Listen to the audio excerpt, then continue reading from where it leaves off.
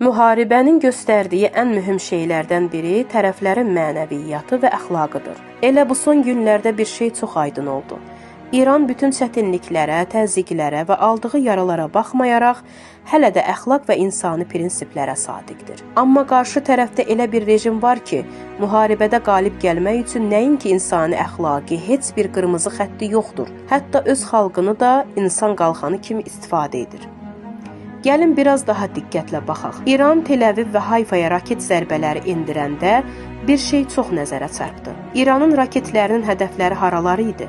Hərbi hissələr, silah anbarları, komanda mərkəzləri, kəşfiyyat bazaları və hava hücumundan müdafiə qurğuları. Yaxşı, bəs niyə bu hədəflər şəhərlərin içində yerləşir? Bax, bu elə insanlara çatdırılmalı olan əsas məsələdir. İsrail hərbi texnika istehsalı zavodlarını, müdafiə bazalarını adi yaşayış binalarının arasında gizlədib. Çox mərtəbəli yaşayış binalarının içində. Bu bir taktika növüdür.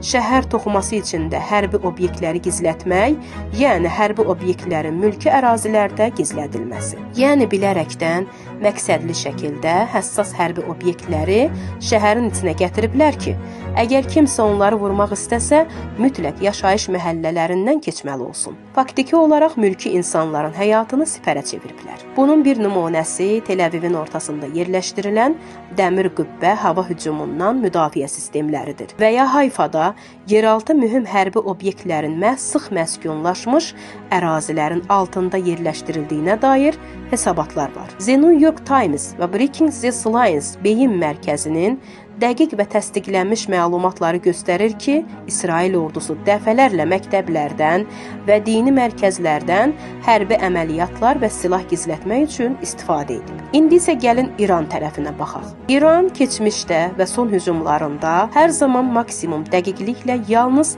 hərbi infrastruktur obyektlərinə zərbə endirməyə çalışıb. Bugün də eyni yolu davam etdirir.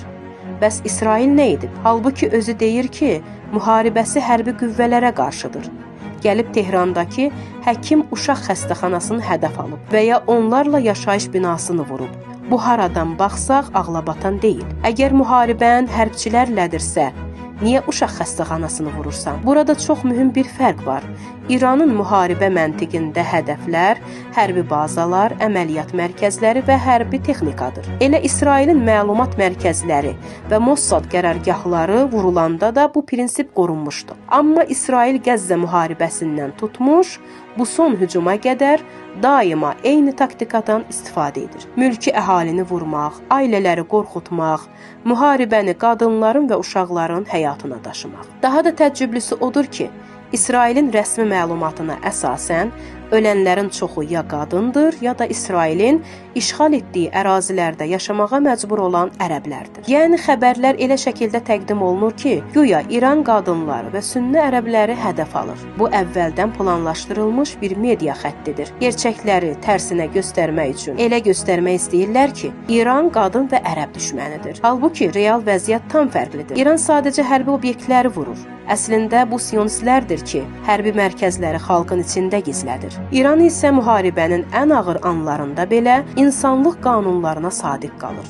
BMT-nin keçmiş zabitlərindən biri demişdi ki, İranın Hayfa və Tel Avivə endirdiyi hücumlar diqqətə layiq şəkildə sırf hərbi infrastruktur obyektlərinə yönəlmişdi. Bu o deməkdir ki, müharibə içində olan, özü də yaralı bir ölkə hələ də mülki insanlara zərər dəyməsin deyə diqqət göstərir. Son söz budur. Əgər müharibəni udursansa, amma əxlaqı uduzursansa, bu qələbənin heç bir dəyəri yoxdur. İsrail isə nəinki əxlaqı uduzub, bu müharibəni də uduzacaq.